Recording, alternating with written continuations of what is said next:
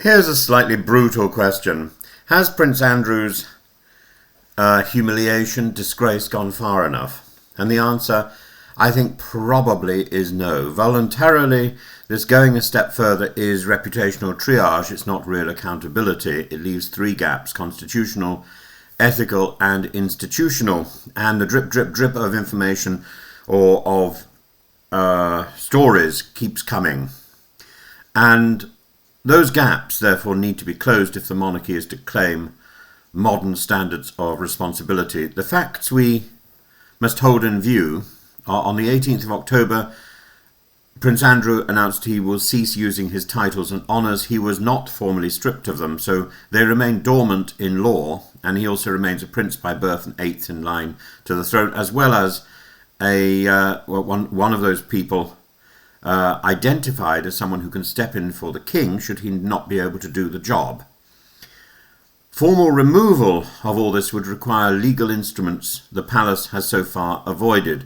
Fresh reporting now alleges that in 2011 Andrew asked a Metropolitan Police Protection Officer to investigate Virginia Giuffre, providing her date of birth and US Social Security number shortly before the notorious photo of them entered the public domain. The Met says it's reviewing the claims. A posthumous memoir by Miss Giuffre, dated the 21st of, or due on the 21st of October, asserts that Andrew insisted on a one-year gag order to avoid overshadowing the late Queen's Platinum Jubilee. Whatever the legalities, the optics are dreadful. And reporting indicates the Prince of Wales is not satisfied and, when king, intends to exclude Andrew from coronations and royal life. That is prudent and still insufficient on its own. Right now we have a halfway house. The dukedom is merely unused, not removed. Nobody else, for example, could at this moment be given the title Duke of York. And it's questionable whether or not somebody would want to be given that title in future, given the mess that Andrew has made. In law, the clean routes are clear. Parliament can legislate to remove a peerage, and the sovereign can issue letters patent to alter stars and titles, including prince if advised to do so. Choosing not to use these powers keeps ambiguity alive and leaves future kings to refight today's battle. If the crown wants finality, it should invite a narrowly drawn bill that removes the dukedom and associated dignities and pairs it with letters patent ending the princely style. That closes the book rather than dog-ears it. Two facts frame the ethics. First, Andrew reached a substantial civil settlement in 2022 while denying wrongdoing. Second, the new allegations concern attempted use of state resources against a vulnerable complainant. The first engaged his private fortune but damaged public trust. The second, if evidenced, engages public ethics. It threatens the line between the privileges of office and the impartiality owed by the state. Settlements can calm a docket, they don't launder standards. Allegations of trying to dig up dirt with privileged access require transparent inquiry and, if substantiated, consequences beyond etiquette. A monarchy survives by credible boundaries. Three practical steps. The first is the titles and the styles. The idea of a not-in-use status needs to become permanent in law. Uncertainty is corrosive. Councillors of State, in practice, Andrew has already been bypassed, but statute should be tightened to ensure anyone not undertaking public duties for reason of conduct, not health, is ineligible. That prevents tomorrow's wrangle. I think it's I think that would also tie in Prince Harry, which would be unfortunate. Prince Harry has a way back into this mess, and that should be facilitated.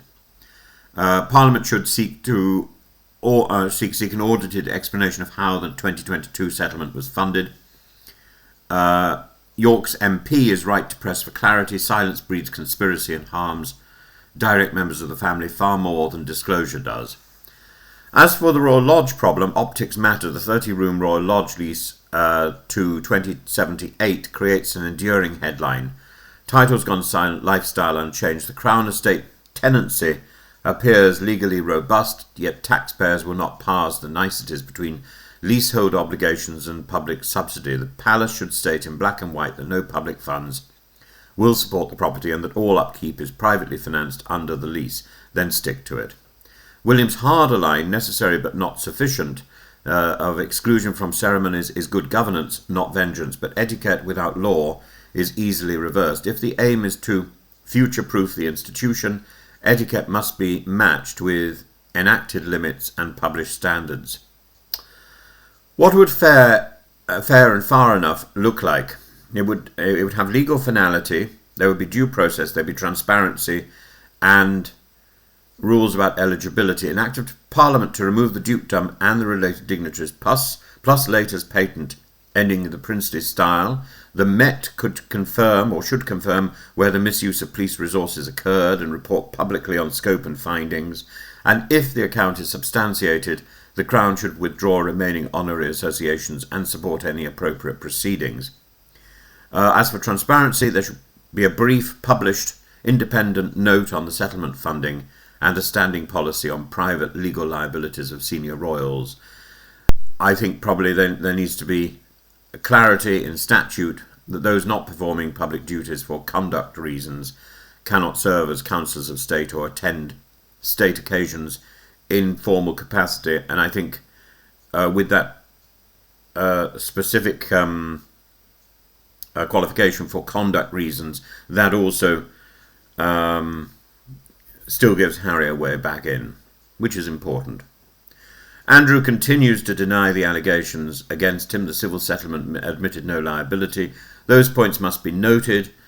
Yet a constitutional monarchy is judged not by courts, but by its own honour.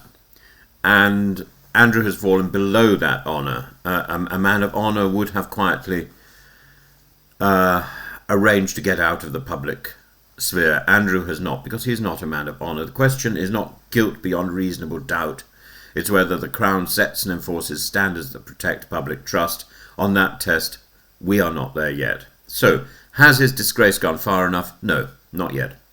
The monarchy has taken a necessary first step by muting titles and shrinking his public footprint. It now needs the courage of candour, finish the legal work, demand institutional clarity, publish what can be published.